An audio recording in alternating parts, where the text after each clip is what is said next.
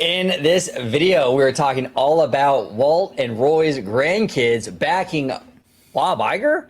Crazy stuff. We're going to talk about an accident and a lawsuit over at Universal Orlando. We're also going to talk about not changing some of their operations. People might not be so thrilled about. So we'll talk about all this stuff up next on OG55.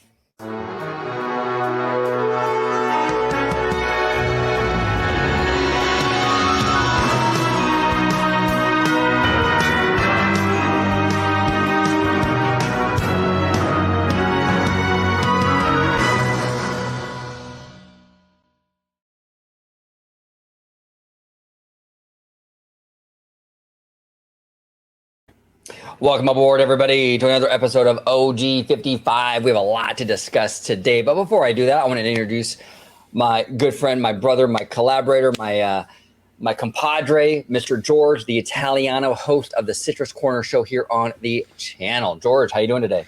Doing good. It's been a real day and a half, hasn't it? It really has. It really has. It's been crazy. Yeah, we have a lot to discuss, but before we get started, if you let everybody home know where they can find you on social media. Absolutely. You can find me on X, formerly known as Twitter, at Disney George. You could also find me on Instagram under the Disney Italiano. And of course, you'll find me here on my home base at Orange Grove 55 with Citrus Corner with all that sweet, juicy, but sometimes sticky Disney news and info. There we go, Mr. Sticky Icky. Let's go ahead and rock and roll. So, first story of the day. This is crazy. This is absolutely crazy. Disney grandchildren. Children, by the way, not just Abigail, just so people at home know. Yes. Disney grandchildren slam activist investors in letter to company shareholders. Quote, "We know who the villains are in this story," end quote. It goes on to say here, excuse me, descendants of Walt Disney and his brother Roy O. Disney have weighed in on the bid by two activist investment firms to win seats on the board of the Walt Disney Company, and they're in Bob Iger's corner in the fight. Now, I want to read to you guys a little snippet from this. It says here, quote, "What concerns us the most about these hedge fund-backed opportunists is that they have little to no regard of what Disney truly means to people like you," end quote. Roy O. Disney's grandchildren, Abigail Disney, Roy P. Disney, Susan Disney Lord, and Tim Disney wrote in their letter, quote, "They haven't made any arguments for why they should be entrusted with the keys to the kingdom our family built. To the contrary, their, quote, 'I alone can fix it,' end quote mentality makes clear that they are not interested in preserving the Disney magic, but stripping it to the bone to make a quick profit for themselves." Okay, this is interesting. Now, real quick, I don't want to read too much, but this is important to our conversation. Correct. The letter continued, quote, "Disney is lucky to be led by people who are looking to the future while drawing guidance from our cherished past. As the Walt Disney Company charts its path forward, it is imperative that the strategy Bob Iger, his management team, and the board of directors have implemented is not disrupted by those motivated by nothing more than their own self-interest," end quote. Okay, so here's the thing. I'm gonna kick this off, George, and I'll hand it over to you. I have made videos. I have made tweets saying that I am not a fan of Abigail Disney. I think that a lot of her ideas, a lot of her opinions are pretty out there. Okay, honestly, and would I want her to be on the board or involved at Disney in any capacity? Absolutely not. Absolutely not. But here's the thing, and this is what I think people are missing. Okay, the pelts shills or whatever you want to call them, the pelts fans, whatever. What they don't understand here is, number one, it's not just about Abigail. There's 9 grandkids total, so it's not just about her. Okay, but the optics in this, that the grandkids of Walt and Roy, despite what you think about Abigail, I'm not a fan of hers either. Okay, despite what you think about that. The optics of the bloodline coming together, okay, against Peltz and Rizzullo and Blackwell, of course, as well, speaks volumes. It's bad optics, and it's the worst timing possible for Nelson Peltz. We came off a very successful earnings call. Okay, very successful, despite all the spin out there that it was not good. It was a very good earnings call. Okay, the stock price has gone up since then and has maintained those holds. Okay, it didn't go down the next day or didn't go down the next 48 hours. It's still at like 111.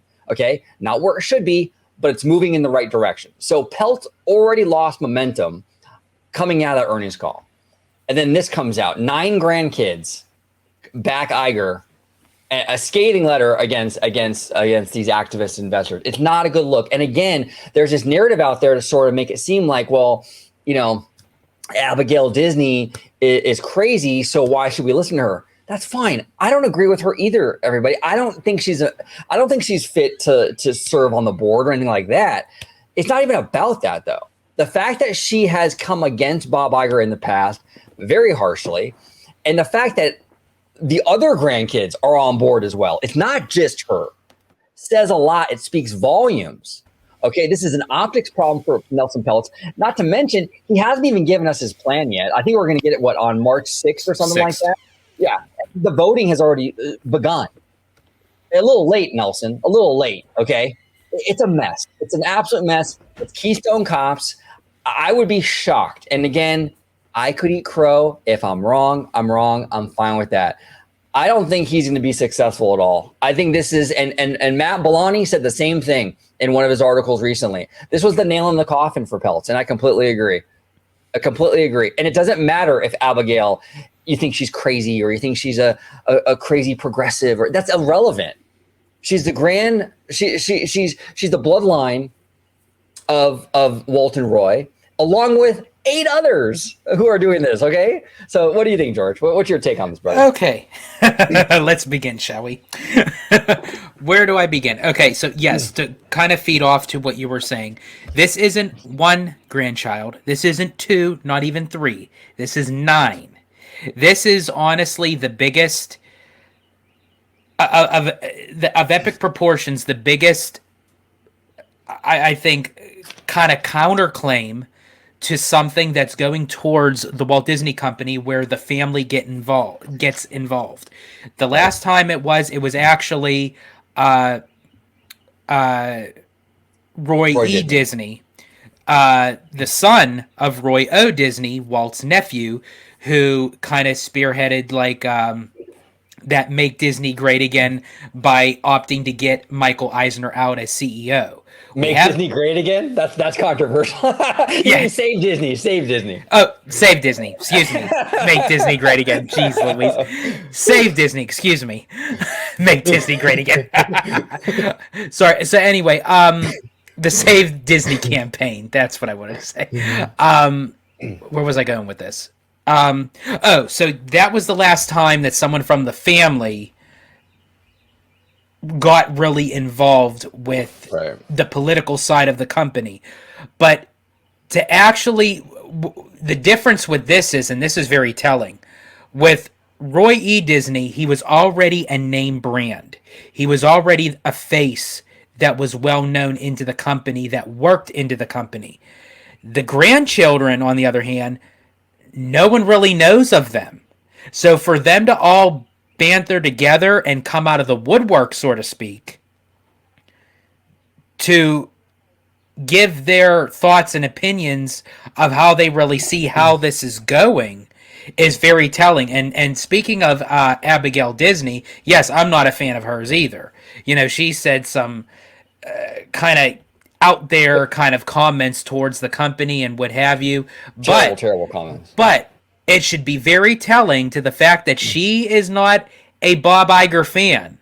But for her to kind of play devil's advocate of the lesser of two evils, to say, you know what, I don't really agree with Bob Iger. I don't like Bob Iger. I don't think he's fit to be CEO, but I feel like he's a better fit than Peltz or the Blackwell's group.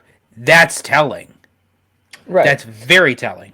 Absolutely. And just because Abigail has said crazy stuff in the past doesn't make that doesn't like automatically give validity to Peltz and what he wants to do, right? Exactly. Like two things can exist at the same time. I can say Abigail has some really bad takes, okay, on the Walt Disney Company and even Walt Disney himself. I can acknowledge that, and also acknowledge that I don't think Peltz is the right man for this job. You know what I'm saying? Just because she has said some crazy stuff in the past doesn't mean that Peltz is like, oh, well, that means he's great, we should go with him. No, it doesn't. And again, there is this narrative out there that she's the only one doing this because she's an easy target to attack because she says crazy stuff. She does, but there's other grandkids. There's 9 total that are that, like you said, George, that have banded together against these activist investors. How come we don't hear about any of the other grandkids? It's a smear campaign towards her because she's an easy target, but it's not just her. She's not the only one doing it. Mm-hmm. And then I hear this whole narrative about these are just trust fund babies. But then at the same time, they're just supporting Iger for the money. Well, I thought they were trust fund babies. Why do they need all the money then? Why do they need Iger's money then? They're trust fund babies. Exactly. I don't understand. And this is the thing too. If you support Peltz, there's nothing wrong with that. You can support Peltz. It's a different of opinion. There's nothing wrong with that. I respect anyone who supports Peltz, and you have that opinion, and you have every right to that opinion. Absolutely. And you should let people know and have your voice out there. Absolutely. Absolutely. But to sit there and sort of deny reality and sort of pretend like this isn't a blow to Nelson Peltz's campaign is absolutely ridiculous. It's absolutely ridiculous. This is bad optics. Any way you slice it, at the worst possible time for Peltz when he was already losing momentum. He was already losing momentum. And even like with the Wendy's fiasco, being what is he, chairman? Chairman of the board. Chairman of the board of Wendy's, where they decided to fluctuate the prices based off of the most popular time of like when there's like a rush for the lunch, for dinner, the surge pricing.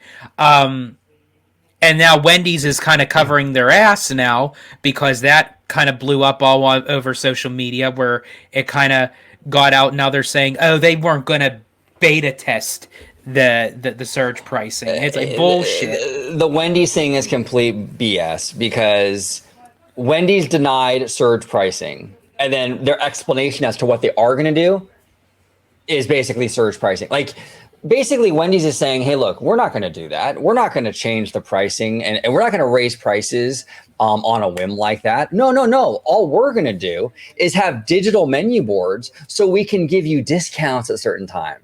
Oh, yeah, sure, Wendy's. I'm sure that the price changes will only go in that direction, right? It's only going to go down. Yeah, it's never going to go up. You're totally creating this whole new system for the flexibility just to give the little guy a discount. Oh, I'm sure. Isn't that what Peltz was knocking Disney of doing and claiming that they were price gouging and everything, but him being chairman of the board of Wendy's and you're going to do the exact same thing on the verge of actually trying to get into the Walt Disney Company. And it just, everything now is completely against him. He doesn't have a fight to win. He doesn't. No, he doesn't have, he lost all his momentum. The stock price is holding, regardless of what I always hear this on Twitter. Well, yeah, it's up, but it'll go down. Yeah, it will go down. It's going to go down. It's going to go up a little bit here and there. That's what that's what every stock does. Okay. But the fact of the matter is, overall, the trend has been up. It hasn't dipped under 100 since that earnings call. Okay. It's going in the right direction. That's not good news for Peltz. Then we have this where 9 grandkids of the founders of the company support Bob Iger in like the biggest optics blow you could even imagine. Mm-hmm. Which tears down the argument.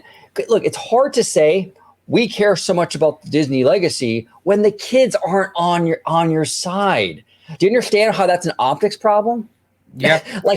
now also too, what you just said. Now he's going to come out on a podium on March 6th to explain what. What is there to explain? What is he going to throw out there that after everything that's been going down?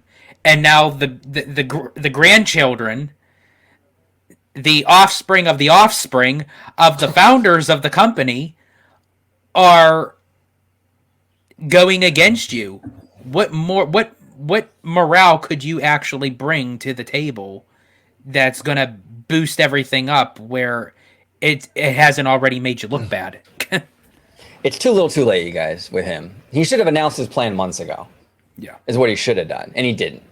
He didn't. And now he's going to announce it in the middle of voting.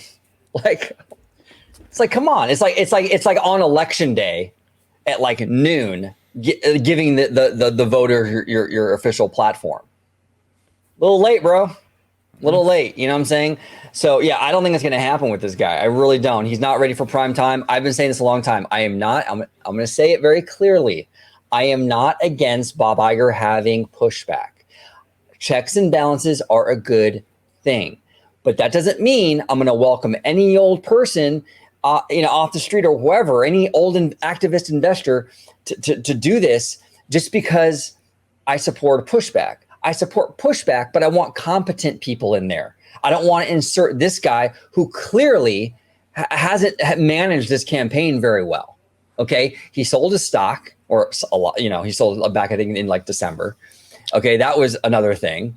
Okay, he hasn't really given a clear plan. He's finally given us a plan in the middle of voting. He surrounds himself with people like Jay Rizzullo, who was crap, let's be honest, when he was the parks person. Yep. No one liked him back then. And he's taking photo ops with Elon Musk because, that's another. I mean, come on. It's a mess all around. It's an absolute mess all around. So we'll see what happens. But again, I agree with Matt Bellani on this. I think this is bad news bears for Peltz. And again, it doesn't matter how crazy or kooky you think Abigail is. She's not the only one doing this. There's 9 of them. 9 of them. It's not just Abigail. So we'll see, man. Yep. It goes beyond just the 9 old men. Now we're dealing with the 9 grandchildren. The 9 old grandchildren, and it's yeah, man. I think that this is going to be very, very interesting. But I mean, look, I think Iger is pretty secure. I think Team Iger, so to speak, or whatever, Disney. I think they're going to win this. I don't think we're going to have much of an issue with that. But again, I wouldn't mind a little pushback on Iger. Like I said before, if we had like activist investors that surrounded themselves with people like Tom Staggs or Kevin Meyer, who I've been very bullish of. Even like you can check out my videos from like 2017, 2018. I was singing the praises of Tom Staggs and Kevin Meyer. I was rooting for both of those guys to become CEO back then. You know what I'm saying? But Peltz isn't it. And I'm not just going to support anybody just because I'm not happy with everything Iger does. Any solution isn't necessarily a good solution. You have to take the proper steps. You can't just react with a knee-jerk reaction. It's like you have to do it right. And it's like, unless there's something that is drastic that needs to take place, sort of how it happened with Bob Chapek, where they really had no choice because things were just going down and down. I don't feel like we're at that same point with Iger, because obviously the quarterly earnings shows it in the numbers. It's moving in the right direction. It's a work in progress. Right. And that's what I hear. People tell me on X, well, the stock price should be 200. I agree. The stock price should be 200. But the thing is that you have to get to 200 somehow. You got to, it's like you said, it's a work in progress. And the thing is that it's trending up, and going up is not good for Peltz.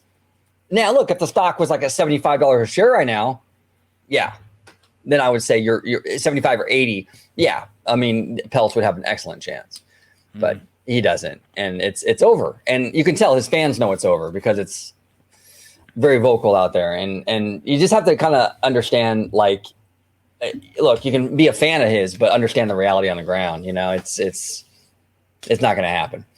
But let's move on to our next topic, which is Knott's Berry Farm. This is very interesting, George. You brought this to my attention.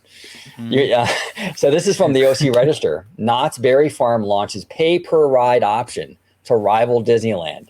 Knott's quietly rolls out. Well, not only did Knott's quietly roll this out, but then they announced the Montezuma's Revenge news the same day. Now, I seem to remember when Disney does stuff like this, where they announce a bad thing and then they announce like a good thing. Disney gets accused of like it covering the story, the bad story. Yeah. Haven't heard that about Knott's though. That's interesting. Wonder why. Knott's quietly rolls out a new fast lane skip the line option that charges $7.50 and up per individual ride. And this is from Brady McDonald, who does amazing work over there at OC Register. But I'll read a little bit here. It says, Knott's Berry Farm has torn a page from Disneyland and Six Flags playbooks with a new pay per ride option that will let riders skip the line on the most popular roller coasters and dark rides without paying for an all-day fast lane pass. Knott's Berry Farm has quietly rolled out the new pay per ride option that charges $7.50 and up per individual ride as part of the fast lane front of the line program. So here's the situation with this, and here's my issue with this one is how cheap it is. We just did a video with JT Cap, right? We just did a video with him. We're talking about this, how Disney is charging what, like $30 or so for that Genie Plus stuff, and $30 is too cheap, way too cheap. $7.50. What do you think, George?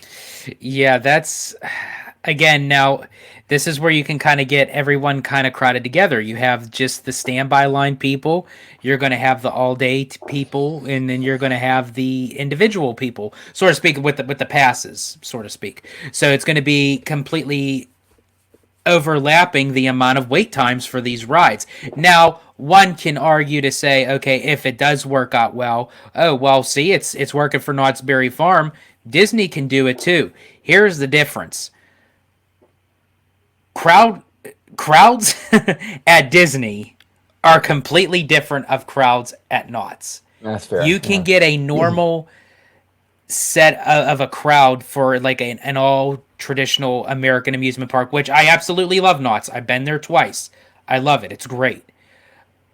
But you can't compare as far as the level of attendance compared to Disney. It's a locals park. It's a locals park, and it's on our radar because I'm a Californian, so I'm aware of it. And you're not from California, but you are in this space with me and like our community. Like you're a nerd like us, right? So you are aware of it. But I have a friend on Twitter, never heard of Knott's before. But he's not really a park person. He's more of like a studio movie fan, right? And he lives in New York. He's never even heard of it. And that's, I think, the case for most people outside of California or outside of California and outside of like, theme park enthusiasts, So yeah, the demand isn't there like it is for Disney. Not even close, not even close. So we'll see. I mean, this is interesting though, but the funny thing is that people get on Disney for doing this kind of stuff, and rightfully so. We talked about the Genie Plus program is very much broken and things like that. Right. Absolutely. But there's obviously incentive here with doing these programs for Knott's to be picking it up like this. It's not just Disney just being like incompetent or stupid or greedy or whatever. These companies see value, in doing these programs, and Disney's not the anomaly out here. It's not the unicorn. Now, did they mention, like, as far as for like the $7.50 per ride, is there any kind of like rules or regulations where it's a one-time thing to use per person per day, or can you just keep on like riding as long as you keep on forking out the $7.50? This is what it says right here. It says you have to be in the park to purchase a single-use fast lane pass. The Knott's mobile app displays the available pay-per-ride attractions after 2 p.m. each day. The single-use passes start at $7.50 per ride, and the dynamic pricing. Okay, we've heard that before from Disney, right? I think Chapek used to always say that. Actually, yeah. Maybe he went over there to Knott's, huh? That's interesting. You never know. I'm still waiting on that book. Yeah, me too. I know. We got to get a tell-all from Chapek. Yeah. And the dynamic prices vary by ride, day, time of day, and time of year. You can buy as many single-use passes as you want per day. So Knott's will limit the number of single-use fast lane passes available each day, just like the park does with the traditional all-day fast lane pass. So it's from what I understand, it's $7.50. So it's $77.50 per ride. Now, Knott's doesn't have a huge amount of rides. You could get a good amount of that park. I mean, you would still be probably close to under the Genie Plus price, even after. I mean, you could knock out a good chunk and still be under the Disney Genie Plus price. And you could probably do about maybe 4, maybe 5 to hit that $30 benchmark, right? That's Yeah. interesting. Yeah. That's pretty cheap. Yeah, that's pretty cheap. I don't know. It's fascinating. Now they did announce the same day Montezuma's Revenge is returning, and I think with like the ride vehicles have like a new look or what have you. Now that's interesting, and that's another play from Disney's book, because Disney does do that. They drop the negative news and then they'll drop the shiny new object to sort of get you distracted, and Knott's is now doing that. Interesting stuff. Except for this last time, Disney kind of did the opposite, well, sort of the same thing, but they kind of like reversed it a little bit. They said, "Oh yeah, if you book a 2025 Walt Disney World room or vacation package, we'll give you a free pass to the water parks." But then the day after when it's released, it's ticket prices went up $10. Right, I know. It's like splash cold water on everybody. Exactly. And our last and final topic of the day comes from Universal Orlando. This website is orlandothemeparkzone.com. Make sure you check them out. It says here, a woman suffers, quote, traumatic brain injury, end quote, after riding Hollywood Rip Ride Rocket at Hollywood Studios, Florida. Recently filed lawsuit alleges. A couple suing Universal Orlando after one of them reportedly suffered a traumatic brain injury after riding Hollywood Rip Ride Rocket at Universal Studios, Florida, according to a recent lawsuit. On the 11th of February, Jerry Ann said that she rode the Universal Studios roller coaster. While riding it, she alleges her, quote, head shook violently and slammed into the seat's headrest throughout the duration of the ride, end quote. So she suffered a traumatic brain injury based on this, and she's suing Universal. What are your thoughts on this, George? I think it's very interesting that, yes, don't get me wrong, Disney has their fair share of lawsuits, obviously, but I feel like with Disney, it's constantly in the public domain. It's always like when something is mentioned with Disney, all the articles go out based off of the same topic. You hear it from this source and this source, and where I feel like when it comes to Universal, a lot of this stuff kind of falls underneath the radar because it's like they say, "Oh, it's Universal, okay, it is what it is," but Disney shouldn't be having it. Exactly, but Disney shouldn't be having these lawsuits. Like, how dare they have these lawsuits, And it's like, but Universal, it's okay, so we can let it ride. No pun intended, but it's but I think now they did confirm, like, from a medical standpoint, it was confirmed as a traumatic brain injury, or is that just what the person is calling it? I would assume so. If she filed a lawsuit, I'm sure she's got. I'm sure she has all the medical records for that. So if it is titled as a traumatic brain injury, the fact that had to be hitting her head pretty rough, especially on a headrest. Well, and this ride has had issues. Yes. We've done videos before, and even Theme Park Wizard, our friend Theme Park Wizard, has even tweeted about this attraction stopping like on a straight up fucking vertical incline. And people were stuck up there for a while. Like Wizard, I remember he made a tweet about it like a few months ago. Like, this ride has had issues. Constant breakdowns, constant shutdowns. Sometimes it never even really opened with the park. It would just be completely down for whatever the reason is. And I've seen this happen with Top Thrill Dragster, a very intense, popular roller coaster at Cedar Point in Sandusky, Ohio. And this was the pattern that it would go through with the constant shutdowns and everything. So we could eventually, in the future, kind of see the demise of Rip Ride Rocket, where they could put something else in there. Because, I mean, when you kind of look at it, again, it's just another basic roller coaster. There's no real theme to it. Universal can do so much better. Universal has done so much better. There's rumors that they are getting rid of this thing. I think even like Theme Park Wizard, again, he was mentioning that there's talks of it. So that's good. I mean, I think they can do better, and they probably will. But yeah, I would get on that as soon as possible. Now, what do you think is going to be the outcome of this lawsuit, George? Guilty.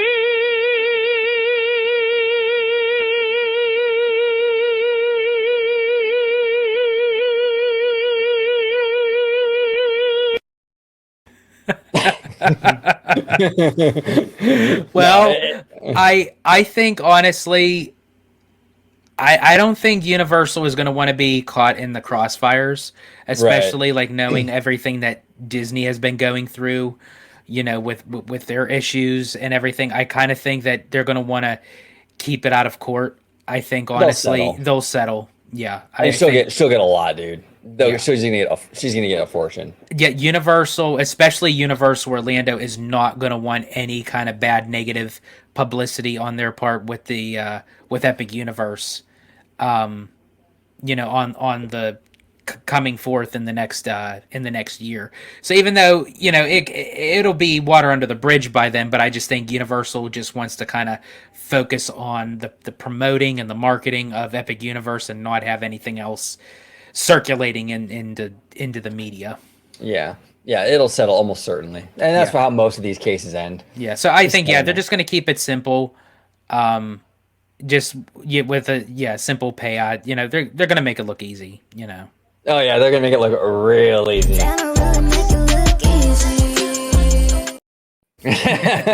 They're gonna make it look easy peasy. There we go. There we go. Yeah, but they do. They end up settling these, and in that way they can sort of when they settle too, it's like not like an admission of guilt. Necessarily. It's that it's just like we don't want to deal with it. Let's just give them what they want and be done. Right. Exactly. But the Italiano, it was fantastic having you on today, talking all kinds of stuff today. I know the grandkid story is definitely going to be something that we're going to touch upon again because absolutely, that whole thing is just ramping up. So but if you could let everybody know where they can find you on social media. Absolutely. You could find me on X, formerly known as Twitter, at Disney George. You could also find me on Instagram under the Disney Italiano. And of course, you'll find me here on my home base at Orange Grove 55 with Citrus Corner with all that sweet, juicy, but sometimes sticky Disney news and info. Absolutely. Comment down below with all your thoughts on everything we talked about today. Nelson Peltz, the 9 grandkids, not just Abigail, 9 grandkids. The Rip Ride Rocket lawsuit, Knott's now charging front of the line passes per ride. What are your thoughts on all we discussed today on this episode of OG55? And as always, have a wonderful, wonderful day. 세상이 누구에게나 공평하게 추악해.